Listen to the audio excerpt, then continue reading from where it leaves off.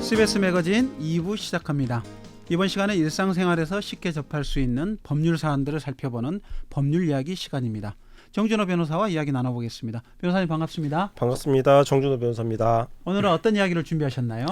저 요새 소비자 단체 활동을 하나 하고 있는데요. 네. 거기서 지금 한참 준비하고 있는 게 그 항공 마일리지가 10년이 지나서 이제 소멸이 되게 되는데요. 그걸 반대하는 이제 좀 활동을 하고 있습니다. 네. 그래서 오늘은 관련해서 소멸시효에 대해서 이제 설명을 해드리려고 합니다.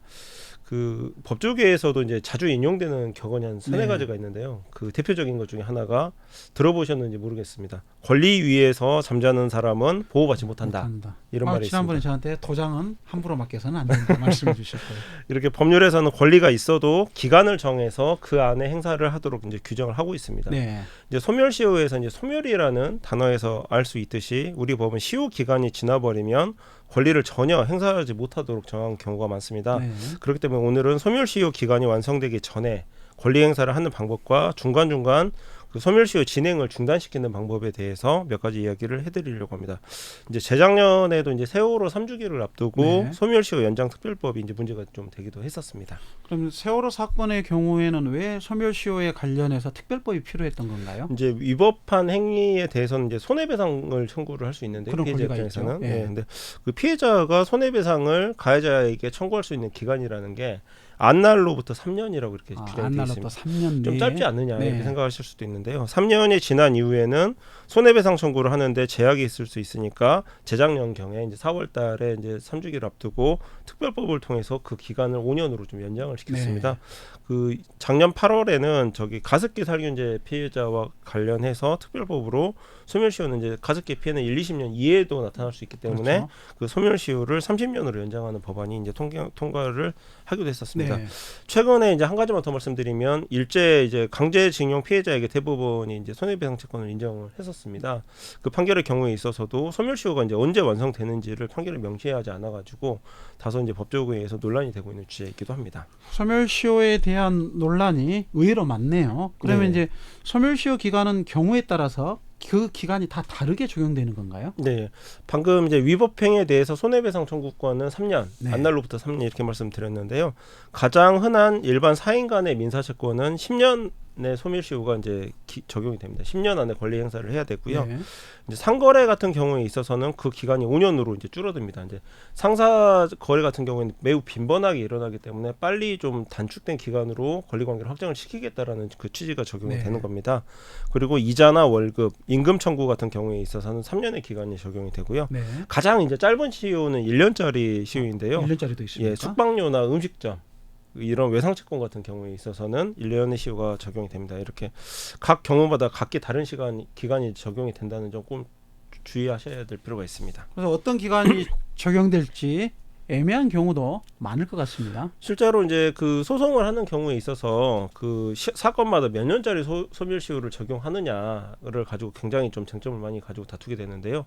저 같은 경우에 있어서도 저희가 이제 소송을 당하는 입장이라고 네. 하면은 한 6년 정도 지나서 이제 청구가 됐을 때 우리는 상사채권으로 봐서 5년짜리를 적용시켜 달라 이렇게 주장을 하고 상대방에서는 완벽한 그 상인이 아니기 때문에 일반 10년짜리 그 소멸시효를 적용해 달라 이렇게 공방을 벌이는 경우가 굉장히 많습니다.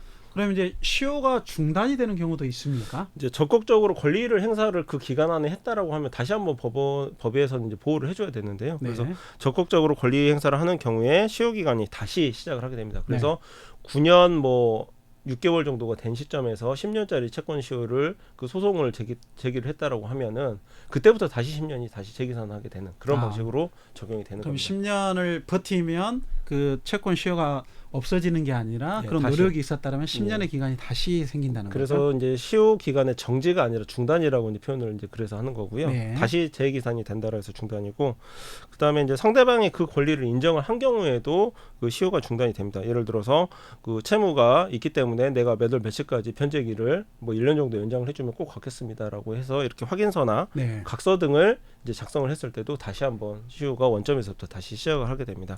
그렇기 때문에 이제 그 방송 들으시는 청취자분들께서는 그 중간중간 상대방이 돈을 갚겠다라고 말을 하시면 바로바로 녹음을 하시거나 확인서를 받아 놓으시는 게 아주 바람직한 방법입니다. 그럼 이런 게 이제 기록으로 남아야 되니까요. 이제 저번에도 이제 한번 말씀을 드렸는데 민사에 있어서는 대화 상대방이면 뭐 네. 녹취를 허락 안 받고 하더라도 증거로 사용하는 데는 전혀 문제가 없기 때문에요.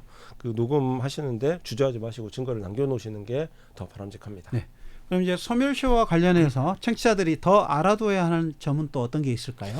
소멸시효를 그러면 10년의 기간이 있는데 계속적으로 얼굴을 이제 마주보던 사람이라고 하니까 10년이 지나기 전에는 무조건 소송을 걸어야 되느냐 이렇게 아마 좀 궁금하시는 분들이 네. 좀 있을 거예요. 그래서 보통 상담을 오시면 저 같은 경우에는 그 내용 증명을 좀 보내서 이렇게 독촉을 한번 해보시라라고 이렇게 권유를 하게 됩니다. 이제 법률적으로 이제 내용 증명과 같은 형태로 채무 독촉을 하는 경우에 있어서는 시효가 이제 6개월 정도가 연장이 되게 됩니다. 6개월이 연장이 되는 그래서 겁니까? 당장 다음 달에 소멸시효가 완성이 되는데 소송까지 걸기에는 그 관계 회복의 측면에서는 좀 부적절한 것 같고 시효가 완성되는 건 막아야 될 것 같고 그럼 네. 어떻게 해야 됩니까?라고 여쭤보면 저희 쪽에서는 이제 6개월마다 한 번씩 내용 증명을 보내시면서 공식적으로 기록에 남는 방법으로 채무 독촉을 하시는 것도 방법입니다. 네. 이제 그렇게 보통 이제 저희가 조언을 해드리고 있습니다.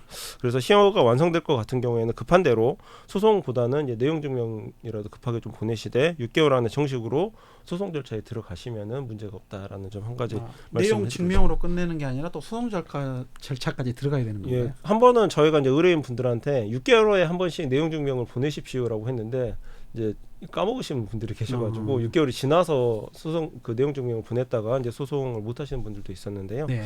그래서 소송이 부담스러우신 분들은 6개월마다 한 번씩 내용 증명을 보내시면서 6개월이 지나기 전에는 소송을 들어가는 게 안전하다. 이제 말씀을 좀 드리고 싶고요. 그리고 마지막으로 이제 한 가지 좀 구별하는 개념을 제가 좀 말씀을 드리고 싶은데요. 네. 아까 그 상대방의 채권이나 그 권리를 인정을 한 경우에 그 시효가 중단이 된다라고 했는데 법률 용어로는 이제 채무의 승인이라고 저희가 보통 네. 표현을 합니다. 소멸시효가 완성되기 전에 상대방이 그 채권 관계를 인정을 하는 걸 채무의 승인이라고 하는데 예를 들어서 채권 그 소멸시효가 10년이 다 돼서 완성이 됐습니다. 제가 그래서 교수님한테 소멸시효가 다 완성이 됐는데 10년이 지났어도 그 돈 갚을 거죠? 그래서 네. 여쭤보면 교수님이 인과관계를 생각을 해가지고 소멸시효가 우리가 법적으로 그 야박하게 그렇지 않고 저희가 뭐 다음 달까지 갚겠습니다라고 네. 하면은 그 경우에는 소멸시효가 완성된 이후에 소멸시효의 이익을 포기한다라고 그래서 네. 시효 이익의 포기라고 이제 보통 표현을 합니다. 이제 일반 사람분들은 채무 승인하고 이제 시효 이익 포기가 이제 구별되는 게 좀 뭐가 차이점이 있냐라고 할 수가 잘 있는데요. 모르겠는데요, 저는. 근데 법원에서 소멸시효가 완성됐느냐 이거 따질 때 채무의 승인은 비교적 관대하게 인정을 해주는데 소멸시효가 완성된 이후에 시효이익 포기의 경우에 있어서는 좀 엄격하게 인정을 하는 경향이 있습니다. 그래서 좀 구별을 해놓으시는 게 좋을 것 같습니다. 네. 앞으로 청취자분들도 거래에 앞서서 소멸시효의 기간을 미리 확인하시고 중간중간 내용 증명이나 각서 등을 통해 시효 기간이 완성되는 것을 예방하는 습관을 들이시길 바랍니다. 오늘 변호사님 말씀 잘 들었습니다. 네, 감사합니다.